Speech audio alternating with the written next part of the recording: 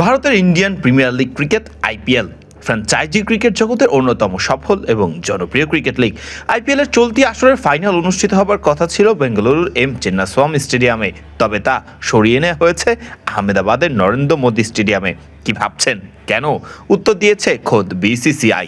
মূলত free ticket চাওয়াতেই বেশ চটেছে BCCI, যে কারণে খেলা সরিয়ে দেওয়া হয়েছে বেঙ্গালুরু এম চিন্নাস্বামী স্টেডিয়াম থেকেই। বিসিসিআই সচিব দেবাজিৎ সাইকিয়া সংবাদ সংস্থা এএনআইকে জানিয়েছেন যে কর্ণাটক স্টেট অ্যাসোসিয়েশন অনুমোদিত কোটার চেয়ে অনেক বেশি সংখ্যক বিনামূল্যের টিকিট দাবি করেছিল, যার মধ্যে স্থানীয় বিধায়ক এবং বিধান পরিষদের সংসদের জন্য টিকিটও অন্তর্ভুক্ত ছিল।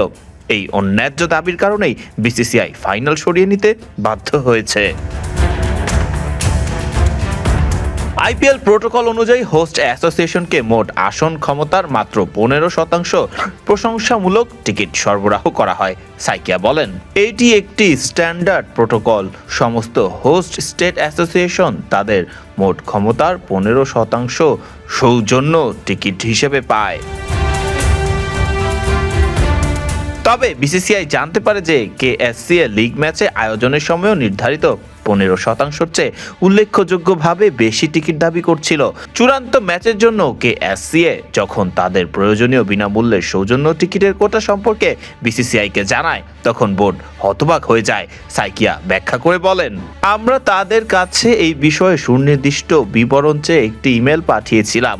2 মে কর্ণাটক স্টেট ক্রিকেট অ্যাসোসিয়েশন থেকে ইমেলের মাধ্যমে একটি প্রতিক্রিয়া পেয়ে আমরা হতবাক হয়েছিলাম। সেই ইমেলের মাধ্যমে তারা জানিয়েছিল যে 15% প্রশংসামূলক টিকিটের কোটার উপরে তাদের সদস্য, অনুমোদিত ক্লাব ও অন্যান্য বিভিন্ন পক্ষের জন্য অতিরিক্ত উল্লেখযোগ্য সংখ্যক টিকিট প্রয়োজন হবে।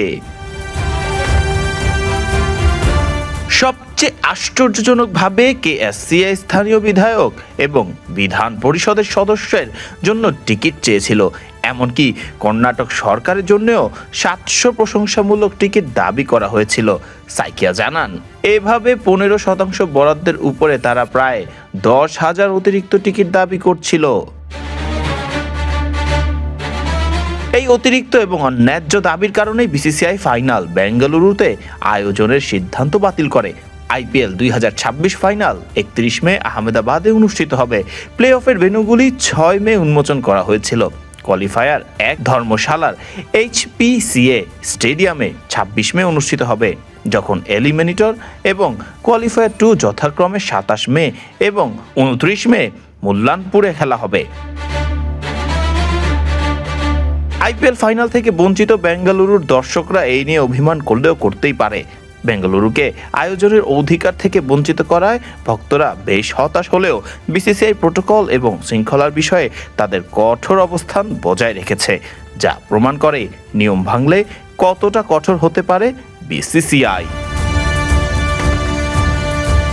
ফারদিন রহমান সকাল, বিডি ক্রিক টাইম।